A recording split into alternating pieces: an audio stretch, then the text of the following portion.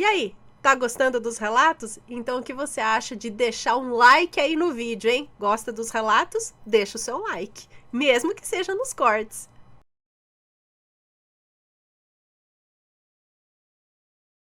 A escolhida do mal, olha só. Observações, tá tudo explicadinho aqui, ó. Gostaria de informá-los que o meu relato acabou se tornando demasiado extenso, pois tive de me ater a vários detalhes e episódios isolados que culminaram no desfecho dessa história. Tchau, seus sucos. Seu celular? É. Qualquer coisa, liga nele. No desfecho dessa história, foram utilizados nomes fictícios para facilitar a leitura e compreensão da narrativa. Começo a minha história dizendo a todos vocês que assistem os relatos que não menosprezem os fatos que irei contar aqui, pois o mal realmente existe e ele nos persegue. Acreditem, eu sou a prova viva de como a falta de conhecimento do oculto e a nossa fraqueza espiritual nos tornam vulneráveis e podem destruir a nossa vida ou nos levar a um caminho sem volta.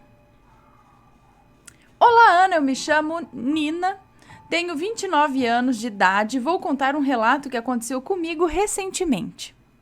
Tudo começou quando eu administrava uma empresa de diagnóstico por imagem situada em uma das maiores cidades do estado do Tocantins.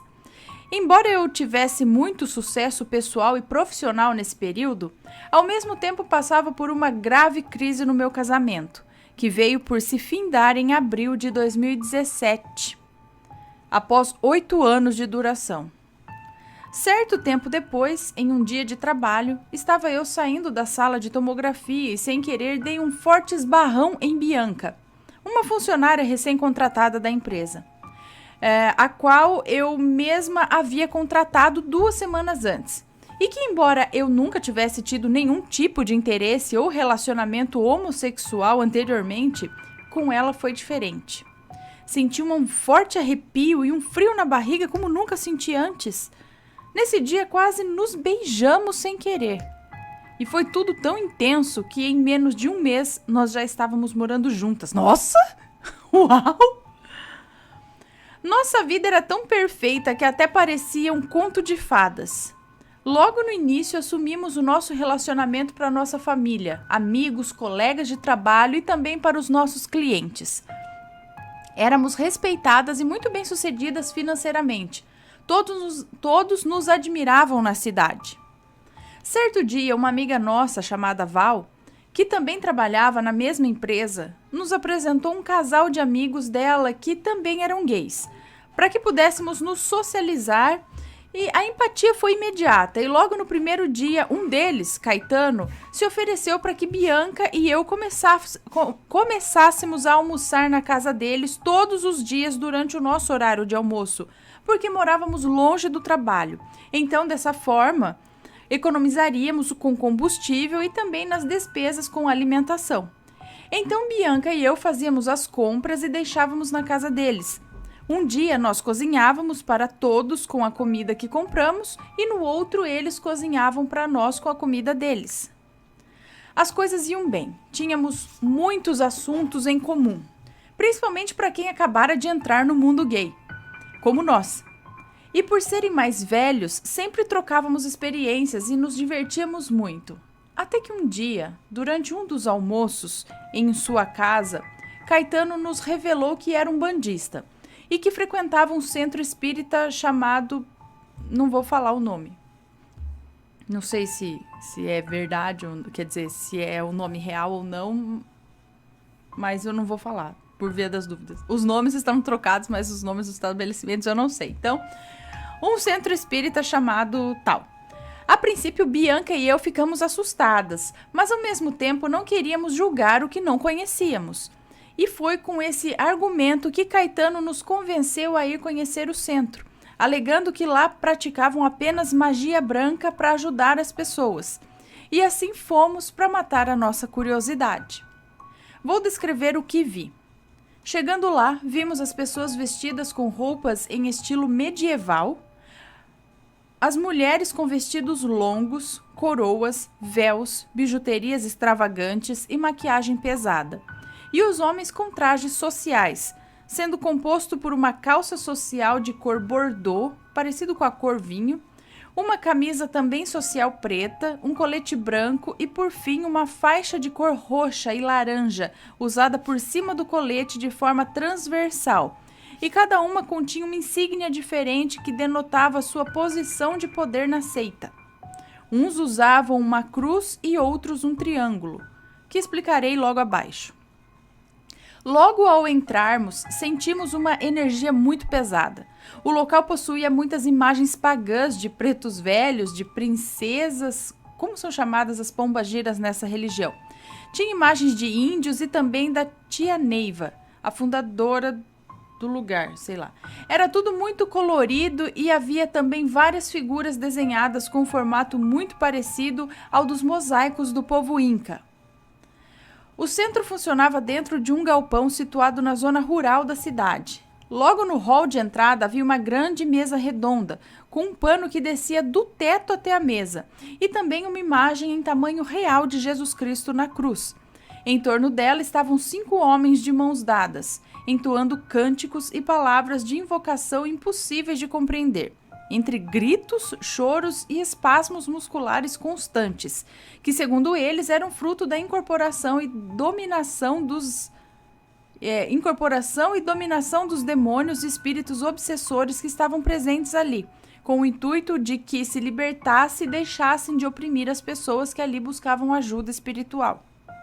O espaço era dividido por tecidos coloridos e transparentes, e logo após a mesa redonda havia 8 bancos com pequenas mesas, cada um com um médium de incorporação, por eles chamados de aparás, que usavam a insígnia de triângulo e que incorporavam os pretos velhos para prestar assistência espiritual às pessoas. E havia também, de pé por detrás deles, os médiuns chamados doutrinadores, que usavam a insígnia em forma de cruz, e que eram responsáveis por controlar os espíritos sofredores incorporados pelos aparás e garantir que eles desincorporassem, se elevassem e depois encontrassem a luz.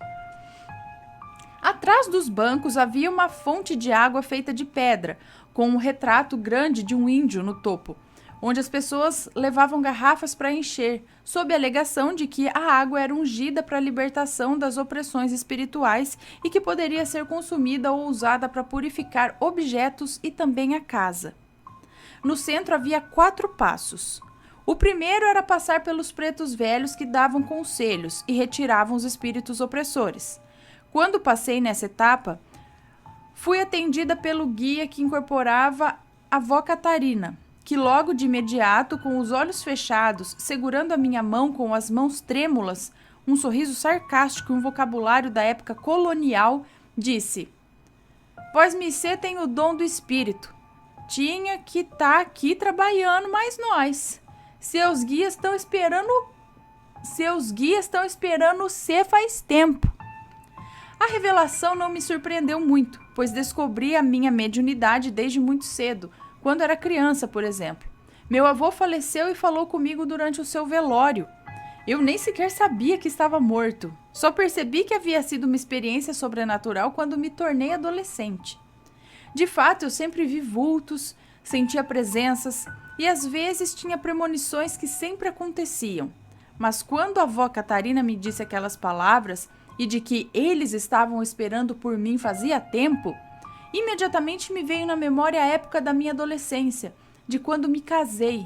Eu tinha 18 anos nessa época, e me recordo de que sempre que eu dormia com a porta do quarto aberta ou a janela, acordava no meio da noite com um homem negro, jovem, extremamente alto e nu, de pé, em frente à minha cama, parado, olhando fixamente para mim com um sorriso de sarcasmo e ao mesmo tempo de satisfação. Ele era tão negro que mesmo na escuridão do quarto eu conseguia ver a sua forma, mas, entretanto, só conseguia enxergar nitidamente os seus olhos e os seus dentes, que de tão brancos me ofuscavam no breu do quarto. Eu o vi várias vezes. Me lembro de ter a sensação de que ele não me faria mal, apenas me observava dormir. mas sempre que eu sentia sua presença, acordava e o via. Eu simplesmente disparava e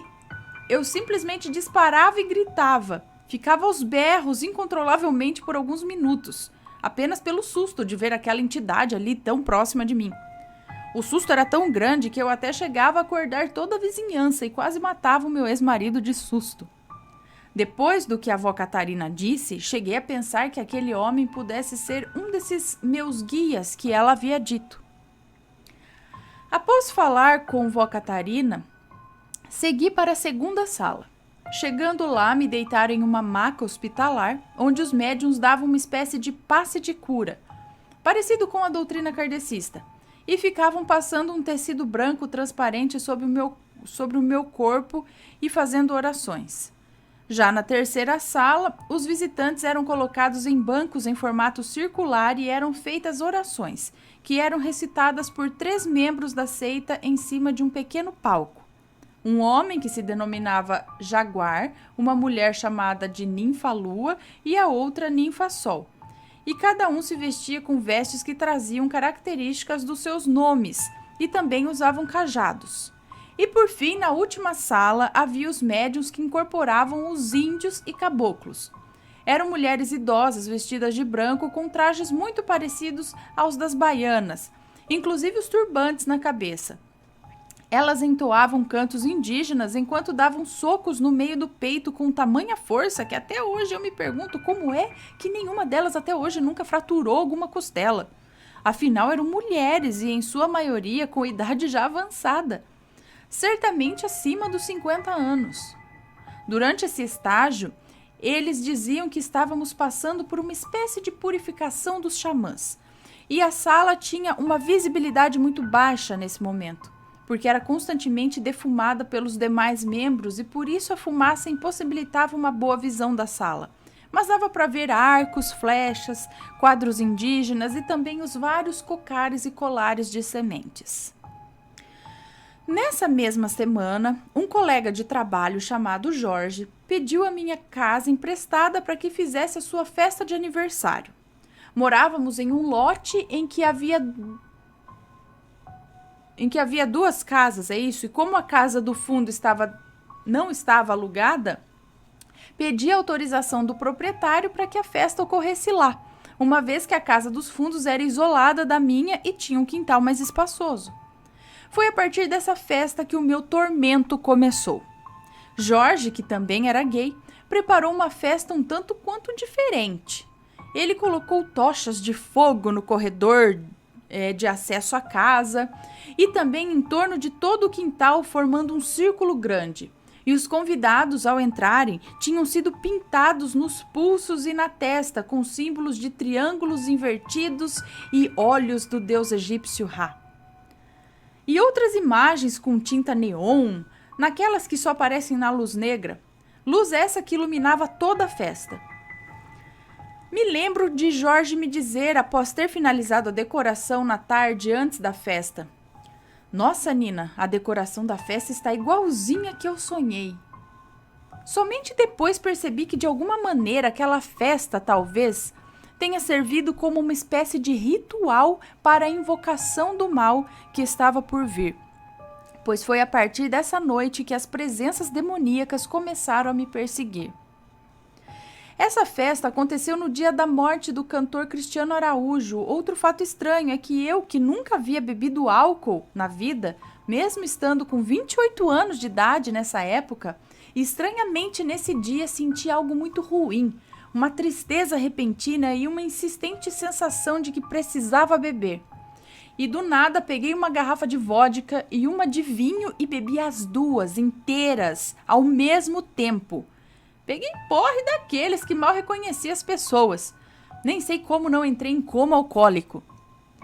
Bianca, que dormia naquela tarde, quando acordou e me encontrou totalmente bêbada e desacordada, a princípio pensou que eu estava brincando, pois sabia que eu era totalmente contra a ingestão de álcool. Mas quando percebeu que era verdade, me arrastou até o banheiro e lá permaneceu comigo embaixo do chuveiro por uns 40 minutos, até eu recobrar a consciência. Depois me deu uma panela de brigadeiro que ao meu paladar parecia não ter açúcar. E milagrosamente, depois de umas 2 horas, eu já estava completamente normal, como se nunca tivesse bebido. Depois de me curar do porre sem explicação, Bianca e eu subimos a casa dos fundos até a festa. E como chegamos atrasadas, não fizeram os tais desenhos em nós. Acho que esse foi o segundo estágio desse ritual macabro, pois dizem que quando uma pessoa bebe, ela fica com o corpo aberto para receber as entidades. E até hoje eu não sei explicar por que bebi. No outro dia após a festa, eu decidi fazer uma super faxina em minha casa, por causa da movimentação de pessoas do dia anterior. E quando terminei já era tarde da noite, quase 3 horas da manhã. Subitamente me veio um pensamento insistente de subir na casa do fundo para ir buscar a mangueira que estava lá, para poder lavar a área da minha casa. E também para recolher o lixo que estava lá em cima, para o dono da casa não ter motivos para reclamar. Abri a porta que dava acesso à garagem, que era compartilhada com a da casa de cima. Liguei as luzes do corredor que iluminavam até o quintal da outra casa onde a festa tinha acontecido. Subi os 13 degraus da escada que eram extremamente íngremes e chegando lá recolhi o lixo e peguei a mangueira. Virei as costas e caminhei em direção à escada. E quando pisei no primeiro degrau, ouvi um clique, que me virei e olhei para trás. Vi todas as luzes da casa ligadas. Elas tinham acendido sozinhas. Senti um frio na barriga, mas ao mesmo tempo não tive medo. Respirei fundo, voltei até a casa, entrei e fui desligando as luzes uma a uma. Primeiro um quarto, depois o banheiro, outro quarto, a cozinha e por fim a sala. E com um tom de voz firme eu disse: se tiver alguém aí querendo se comunicar comigo, eu não estou interessada. Procure outra pessoa. Virei as costas, desci as escadas e voltei para minha casa. Bianca estava dormindo no sofá a noite toda enquanto eu limpava a casa. Parecia estar sedada. E mesmo com todo o barulho que eu fiz, ela nem sequer se mexia ou acordava. Mas quando cheguei da cena de filme de terror que ocorrera minutos atrás, com o máximo de silêncio e cuidado, ela simplesmente acordou assustada, com um pesadelo de que estava sendo perseguida. E nesse momento eu disse a ela o que acabara de acontecer, mas ela não acreditou muito. No segundo dia após a festa, coisas estranhas começaram a acontecer. A televisão e máquina de lavar ligando sozinhas fora da tomada. Ouvia passos, vozes. Cheguei até a ver a porta da geladeira abrindo sozinha. Ouvia barulho de panelas caindo na cozinha, entre outras coisas sombrias.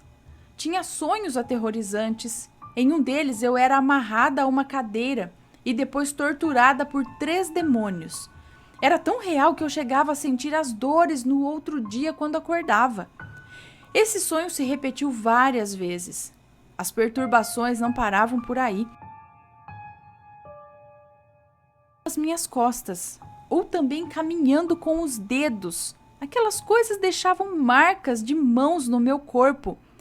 Acordei várias vezes com marcas nos braços e nas pernas. Minha família é testemunha. E em uma delas, a marca da mão havia sido feita com sangue. Dava para ver até as unhas. E as marcas ficam nítidas por muitos minutos após eu acordar. Cheguei a tirar fotos, mas o meu celular foi roubado e eu as perdi. Apenas Caetano tem essas fotos, mas prefiro não pedi-las e vocês vão entender os meus motivos com o que vou dizer a seguir. Um dia, Bianca e eu fomos levar comida, travesseiros e cobertores aos moradores de rua. Já era quase 11 horas da noite. E nos deparamos com um homem deitado debaixo de uma árvore sombria na calçada do mercado municipal da cidade. Pedi a Bianca para parar a moto no meio da rua. Então, de longe, eu disse: moço, o senhor aceita comida? E ele não respondeu. Então, indaguei pela segunda vez: moço, o senhor aceita comida? E ele apenas levantou a cabeça do chão, nos olhando fixamente e com um sorriso perverso disse: senhor? Quem é o senhor? Eu não sou o Senhor. Vocês sabem quem eu sou? E eu sei quem vocês são. Vocês são um casal. Venham aqui, vamos conversar mais de perto. E nós ficamos tão assustadas que ligamos a moto e fomos para o outro lado deixarmos a comida e fomos embora. E somente ao chegar em casa que percebi que aquele homem estava possuído por alguma entidade demoníaca e que ele havia tentado nos envergonhar porque éramos um casal, mas não conseguiu. Pois o nosso amor era tão puro que Bianca, mesmo estando em pecado, vivendo em um relacionamento gay, orava em línguas na igreja evangélica que frequentávamos. E como a Bíblia diz que o Espírito Santo não habita em templo sujo, isso não levava a acreditar que o nosso amor era proveniente de Deus. No outro dia, as perturbações espirituais só tornaram ainda piores, e eram tão grandes que eu já estava quase à beira da loucura. Fui a várias igrejas evangélicas, orava, rezava e nada acabava com o meu tormento. Até que um dia contei ao Caetano sobre as manifestações que vinham acontecendo e mostrei-lhe as fotos e ele disse que iria me ajudar. Ele foi em minha casa contra a vontade de Bianca e fez a mesma defumação que faziam no centro. E as manifestações espirituais se acalmaram. Entretanto, Caetano disse: Nina, você é médium poderosa. Essa defumação vai resolver o seu problema apenas temporariamente. E completou: esses espíritos só vão te deixar em paz quando você procurar um centro e começar a desenvolver a sua mediunidade e os ajudar a encontrar a luz. Disse ainda que eu era como uma vela acesa no meio da escuridão e fez a seguinte analogia: quando você acende uma luz no escuro, todos os insetos vão ao seu encontro. E isso é inevitável, a não ser que você aprenda a controlar a intensidade dela. E que, ao reencarnar nessa vida, eu havia aceitado a missão de ajudar espiritualmente as pessoas, como pagamento das minhas dívidas na minha vida anterior. Em uma última tentativa desesperada, concordei em ir ao centro com o Caetano sem que Bianca soubesse, para começar a desenvolver a minha mediunidade. Afinal, eu realmente sempre tive esse dom mediúnico desde criança e dessa forma achei que iria resolver o meu problema com os espíritos e também ajudar a quem precisasse. Chegando, assisti às explicações e rituais sobre a doutrina e no fim, antes de ir embora, assinei um livro preto autorizando a minha iniciação na seita. Depois que assinei, Caetano se virou para mim e disse que a partir daquele momento eu nunca mais poderia frequentar qualquer tipo de igreja, pois isso causaria um conflito de poderes muito grande e que isso poderia ser muito perigoso para mim. Permaneci em silêncio o caminho todo de volta, mas quando cheguei em casa tive um sentimento tão ruim e um sentimento de arrependimento tão grande que imediatamente desisti. Contei a Bianca sobre o que tinha feito, que tinha ido ao centro sem informá-la, e ela, que foi criada em família evangélica, logo me disse: Nina, aquele local não é de Deus. Lá só tem demônios, não vá para o caminho do mal, porque se você for, é o caminho sem volta. E quando contei a Caetano que havia desistido, ele, que era tão amigo de Bianca, do nada começou a dizer que ela não prestava, que me atrapalhava de seguir o meu caminho, que ela era interesseira e que era um atraso em minha vida, e insistia que eu deveria me separar dela e entrar para o centro. Foi quando eu disse não, eu escolho o caminho de Deus na minha vida. Ele apenas se virou para mim e disse: se você não vier por bem, virá por mal. Ô, louco! Depois desse dia, tudo começou a dar errado na minha vida. Eu perdi tudo, Ana. Perdi o emprego onde eu ganhava R$4.000 por mês. Perdi o meu carro porque não consegui pagar as parcelas e o banco solicitou a busca e apreensão. Fui assaltada por 5 homens ao mesmo tempo e eles ainda tentaram me estuprar. Nem sei como consegui fugir. Uns 8 dias depois, invadiram a casa do meu pai 3 vezes na mesma semana e levaram tudo o que ele tinha. Fizeram a minha irmã Mia de refém e quase a executaram a queima-roupa. Mas por sorte, o tiro que seria para ela, por um milagre de Deus, acertou a boca de um dos bandidos e eles fugiram. Além disso, a empresa de publicidade que Bianca e eu abrimos em sociedade e que era um sucesso, foi perdendo os clientes um a um, sem explicação. A nossa banda, da qual eu era cantora, perdeu o contrato de exclusividade porque do nada o contratante, que antes era fã número 1, simplesmente perdeu o interesse. E uma a uma, todas as pessoas que estavam à minha volta começaram a nos odiar sem motivos, sendo que antes éramos ovacionadas pelo excelente trabalho que realizávamos. Do nada comecei a engordar e cheguei a pesar 96 quilos, sendo que nessa época eu fazia Muay Thai 3 vezes por semana, corria e andava de bike. Como engordar tanto assim fazendo tudo isso? Nessa época, a irmã de Bianca veio morar conosco. Andréia era uma menina meiga e divertida, e nós nos dávamos muito bem. Ela era como uma filha para mim, e de repente eu comecei a odiá-la. Cheguei a pedir que Bianca escolhesse entre a irmã ou eu. Logo em seguida, começaram os desentendimentos com Bianca. E o que antes era o maior amor do mundo se tornou um ódio mortal. Cheguei a agredi-la fisicamente 2 vezes. Obrigada, amor. Caneca Tesla, à venda na loja assombrada. Cheguei a agredi-la fisicamente 2 vezes. Mas não era eu que estava ali. Eu simplesmente explodia do nada. Cheguei até a tentar quebrar a casa toda, certa vez. E eu sempre surtava sem mais nem menos quando Bianca me chamava para ir à igreja. Me lembro de um dia em que a avó de Bianca foi dormir em nossa casa. Ela me amava tanto que até me chamava de neta. E eu também a amava muito. Certa noite ela estava dormindo em nosso quarto e acordou no meio da noite e disse: "Sangue de Jesus tem poder." Pois era muito evangélica e tinha o dom das premonições. Então perguntei: "O que foi, vó?" Mas ela disse que não havia sido nada. Alguns dias depois, Bianca me contou que a avó tinha visto um demônio horrendo atrás de mim, negro como a escuridão. Nessa época, passávamos por uma situação financeira crítica e chegou vezes de não termos nenhum dinheiro e também nada para comer. Foi aí que, em maio de 2017, resolvi vender as minhas coisas e me mudar para Portugal, onde vivo atualmente, na esperança de que as coisas melhorassem.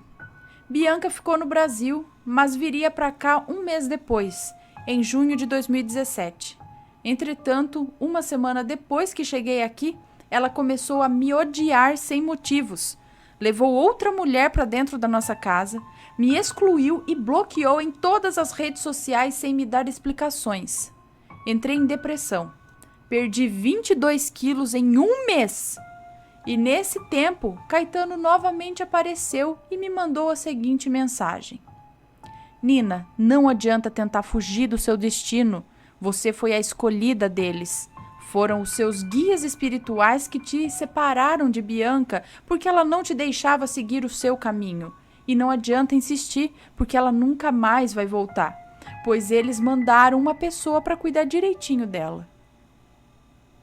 Caetano disse ainda: "Nina, se você aceitar os seus guias, um preto velho e uma pombagira, eles te darão tudo o que você quiser na vida. Dinheiro, riqueza, beleza, e também irão trazer a Bianca de volta para você." Eu fiquei enfurecida e mais uma vez eu disse não e respondi a ele: "Caetano, eu escolho o caminho de Deus. Nem que eu tenha que levar uma vida miserável e pobre, eu não me importo. Quero ter apenas o que for da vontade de Deus." E depois o bloqueei em todas as redes sociais. Fiquei 3 meses em Portugal, sem trabalho, vivendo de favor na casa da minha irmã, completamente perdida porque não tinha dinheiro para voltar ao Brasil. Foi quando um dia estava tão desesperada que me sentei no banco de uma pracinha perto do apartamento da minha irmã, senti uma angústia tão grande no coração e de repente comecei a ouvir algumas pessoas cantando um hino. Fui seguindo o som até chegar em uma igreja que ficava no subterrâneo de um supermercado, logo à frente da praça. Chegando lá, desabei em lágrimas, chorava tanto que soluçava.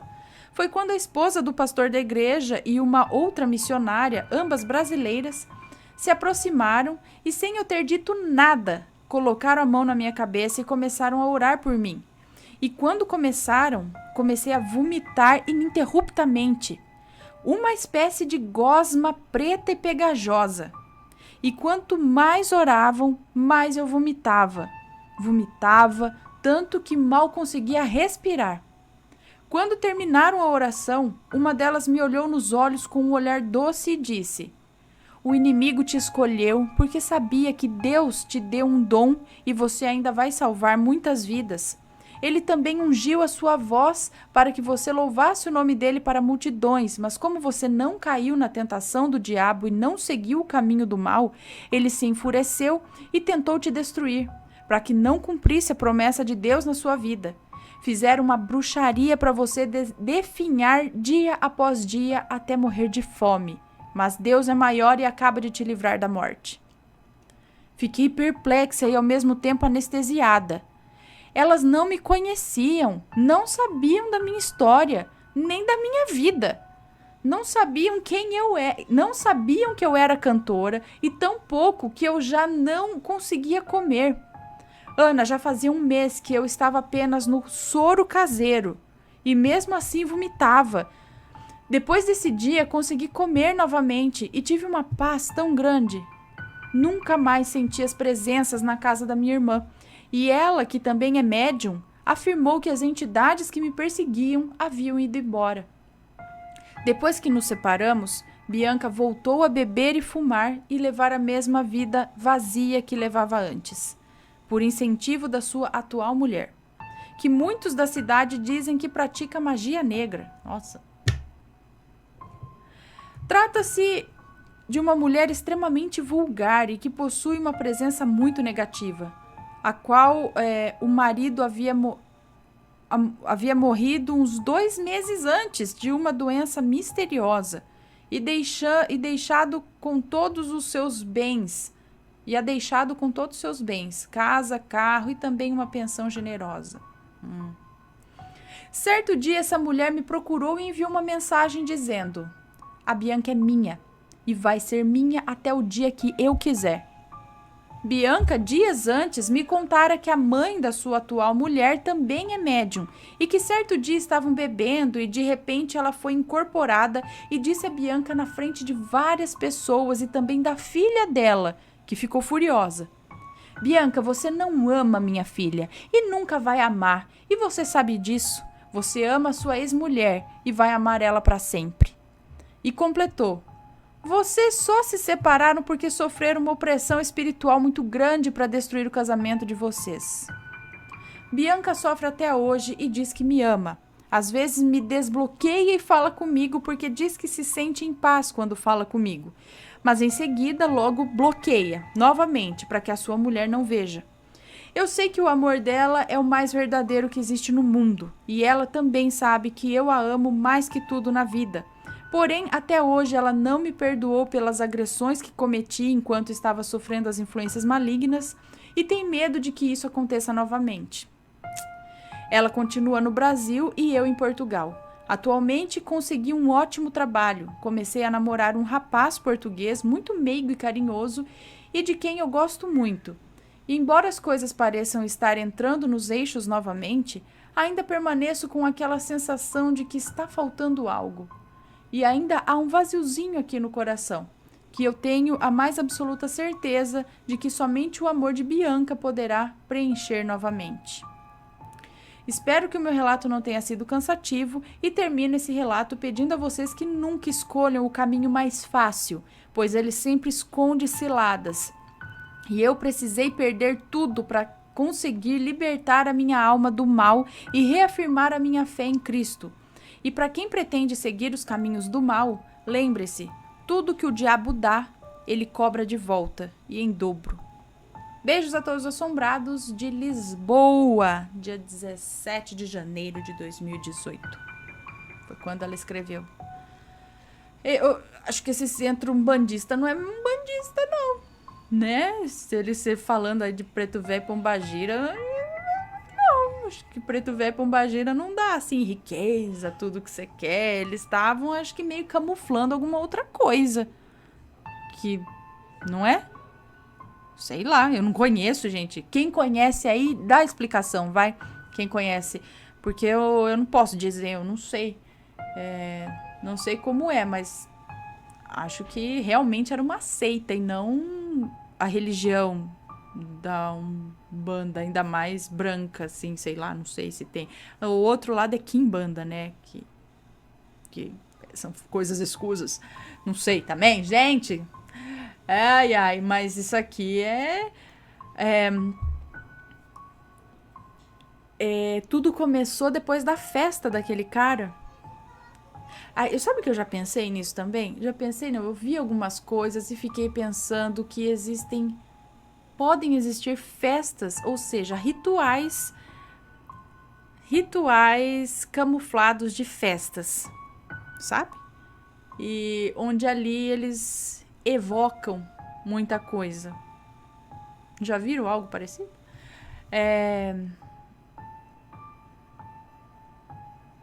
Às vezes acontecia comigo de eu estar num lugar, geralmente de festa, de multidão, de balada, sei lá, e dava a impressão que não que eu saía de mim, mas eu parava.